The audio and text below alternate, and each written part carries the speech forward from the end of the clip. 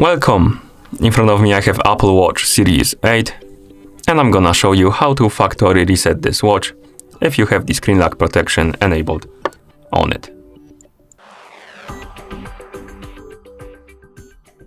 Before we start, if you want to factory reset your watch, make sure that the battery level on your watch is at least above 30%, because if the battery dies during the resetting process, it might damage your device.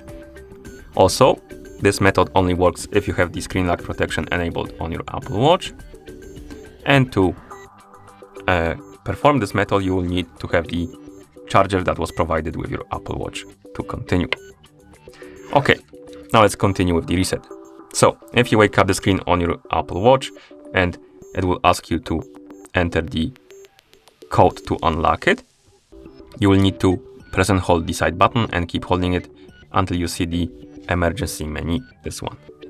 Once you see this menu, press and hold the crown button and keep holding it for a couple of seconds until you see this message on the screen. Connect to a power source to proceed. So, plug your charging cable into a charger and then put your watch on the charging cable and it should jump to this screen. Basically, here we can confirm that we want to erase all content and settings. So let's tap on the reset button and tap on it again to confirm. And now let's wait until the resetting process is complete.